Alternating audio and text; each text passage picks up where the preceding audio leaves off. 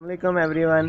अब आज आपको एक तजर्बा दिखाते हैं जो हमने तजर्बा किया था। हमने कहा था देखते हैं कामयाब होता है कि नहीं, तो उसकी तजर्बे की प्रोग्रेस भी शेयर करते हैं आपके सामने।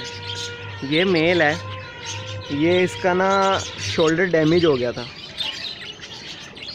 ये ऊपर से गिरा था, क्या कहते हैं उसके अंदर ना रिंग डालते हुए ना इनसे कंधा तोड़ दिया इन्होंने, झांझे डालते डालते ना मेल का। अब मेल का कंधा टूटा था, लेकिन इसे कलर और डार्कनेस बड़ा प्यारी और साइज में बड़ा प्यारा था।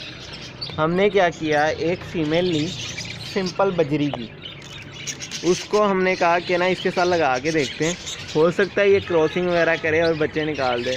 अब इसकी प्रोग्रेस दिखाते हैं और फीमेल वो बजरी भी दिखाते हैं।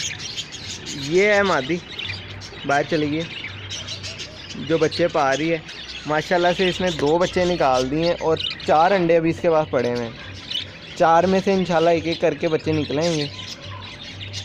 माशाल्लाह तजर्बा कामयाब हो गया। अब इस तरह के तजर्बे हमने और भी किए हैं, वो भी आपको दिखाते हैं, लेकिन उसकी अभी प्रोग्रेस नहीं बनी ना, उसको बॉक्स वगैरह दिए। इंशाल्लाह 1-2 दिन तक उसको बॉक्स भी दे देंगे। फीमेल दोबारा बच्चों में बैठ गई है। उसका आपको ये है जी हमारे पास एग्जीबिशन का मेल है, उसके साथ क्रस्ट की हमने फीमेल लगाई है। मेल की फ्लाई बिल्कुल ख़त्म है, तो हमने कहा कि ट्राई करते हैं, अगर तो क्लच निकाल दिया तो बोनस है। फीमेल है क्रस्ट की, फुल ब्रीडिंग सीज़न है ये, और ये अंडों पे आ गई है। कहा इसको जल्दी जल्दी बॉक्स दो, इसने 1-2 दिनों में अंडे दे देंगे। इंशाल्लाह ये भी फिट काम करेगी, इसके भी अंडे बच्चे हो जाएंगे।